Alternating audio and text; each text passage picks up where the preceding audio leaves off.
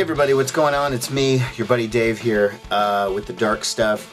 Got a new video, and this time, unlike every other time where I say I'm going to do a quick video, I think this one's going to be pretty quick because I don't have a ton of stuff to show. I just wanted to make sure I got it in because I saw Not a Surf last night. I just showed a little clip of that. I'm going to show another clip or two here a bit. Not a Surf, fantastic band, one of my favorite bands of the last 20 years since they've been going.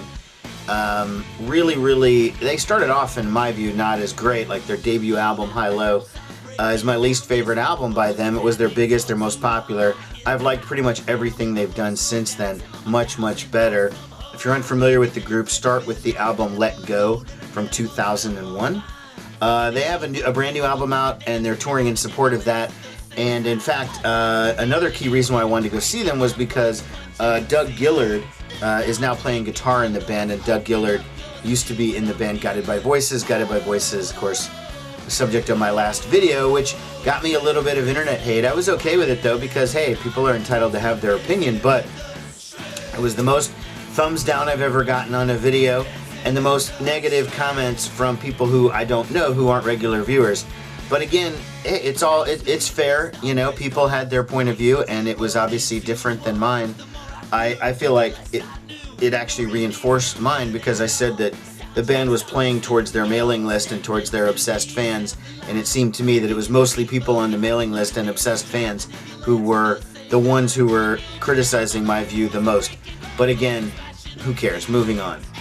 The Not a Surf show was very good. I missed the opener. It was a group called, I think, Good Old War or something like that, and they played an acoustic set, and I'm kind of glad I missed that, because I really wasn't, on a Saturday night, I wasn't ready for some sort of acoustic set. So I caught Not a Surf. One thing that was interesting was their bass player, whose name is drawing a blank, I'll put it on the screen, longtime bass player, founding member of the band, was not there. And the reason why that's such a standout is because he has dreadlocks, and he doesn't look like, you know, guys with dreadlocks are either in heavy metal bands or they're in reggae bands for the most part. And you don't really see it too often other than that. But this guy's in an indie pop band. So he wasn't there, and they made some sort of passing reference to him, you know, getting better, taking care of himself or whatever. So rehab, probably.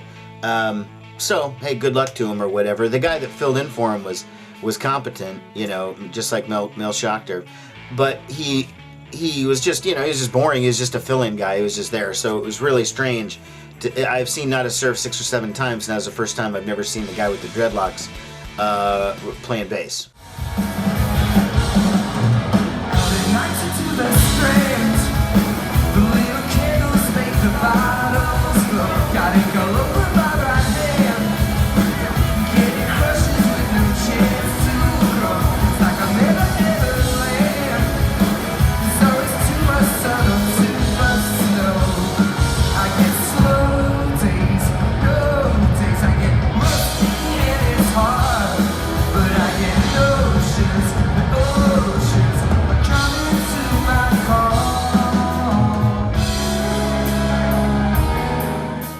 So, I bought one thing from the band, this Live in Brussels CD.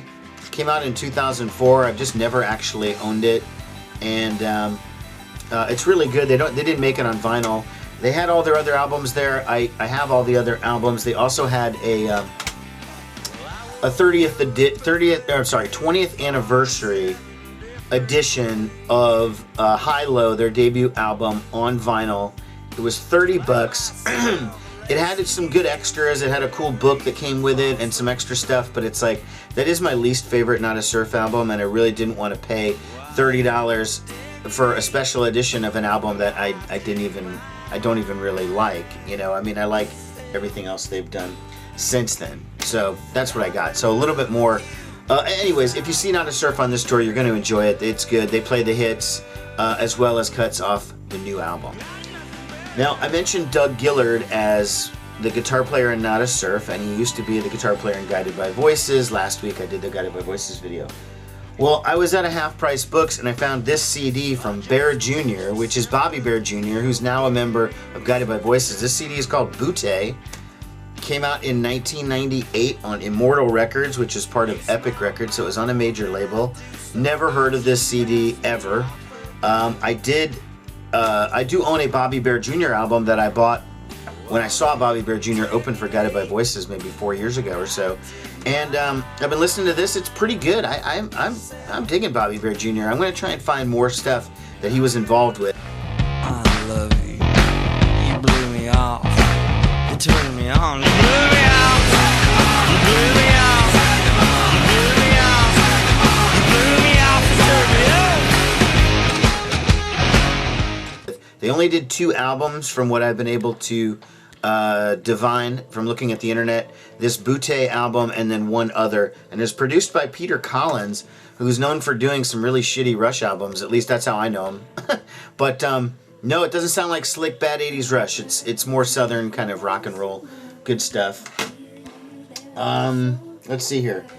I picked up this 2-record set here from the Ventures, which features 4 original mono albums on a double set. That's a gatefold. And the Ventures, you know, always have pictures like cute pinup girls on the covers of their albums and stuff. And I bought this because it wasn't very expensive. It was like maybe $14, $15.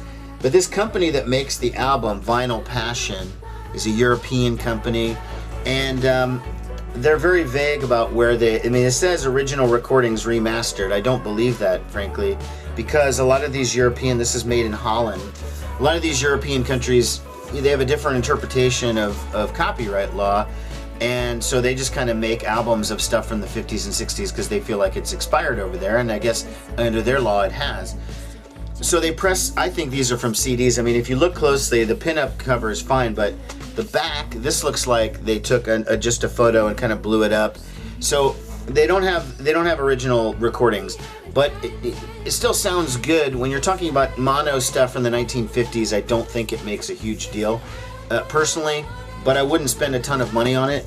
And I already had this sort of Ventures 2-disc set that I got a while back. Again, you know, the cheesecake on the front.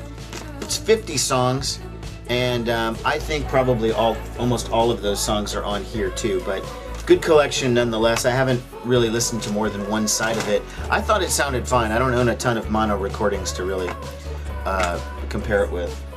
I picked up the new Weezer album, the self-titled, their 4th self-titled album, the White Album. As you can tell, I haven't opened it. It's still in the shrink. I've heard from a reliable source that this new Weezer album is pretty good. I do cop to being a Weezer fan. I like the old stuff. I like the Blue album, the debut. I like the second one, Pinkerton, a lot. That's probably my favorite. 3rd album, the Green album, really, really good. Maladroit came after that. It was really good. That was about 2003, and I don't really think they've made a good record since then. They've had singles and stuff that are okay, but for the most part, their stuff's been pretty lame, in my view.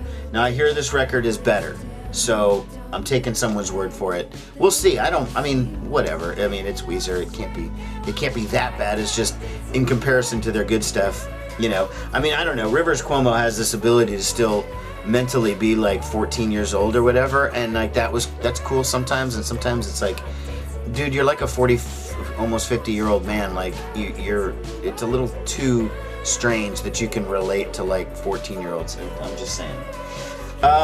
Let's see here. The only other CD that I'm really vibing on right now is a CD from this band called Yak. They're a UK band. This is their 2nd album. It's called Alas Salvation. It's super strange, super noisy, super fuzzed out.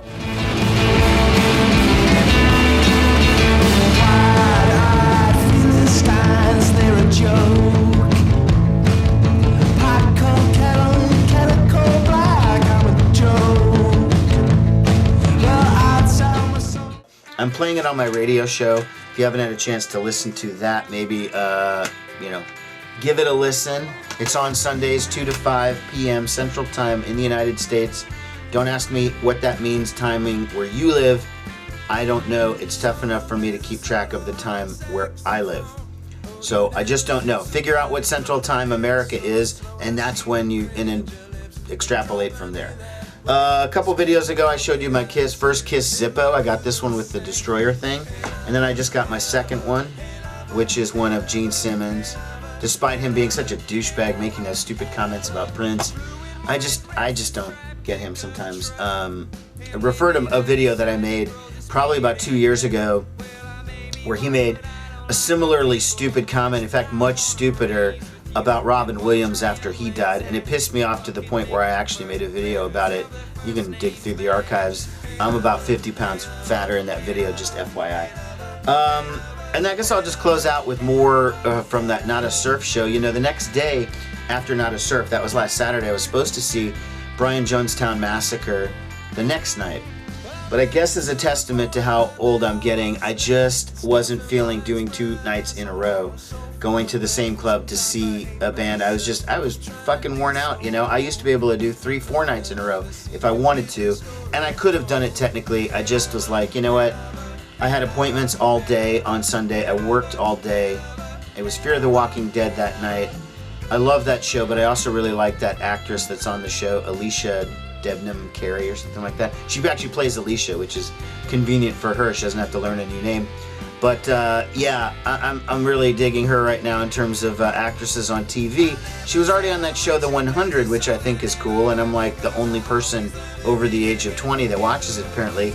But on Fear the Walking Dead, she's better, because on The 100, I thought her character was stupid. I like it better on this, but I don't think she's going to last long on the show. I think personally she's going to get killed. Maybe not this season, but beginning of next season. So I don't see her lasting long. She's not tough enough for the zombie apocalypse. Anyways, friends, I'm going to take off. Thanks a lot for watching. Bye-bye. Science, I want some peace. Are you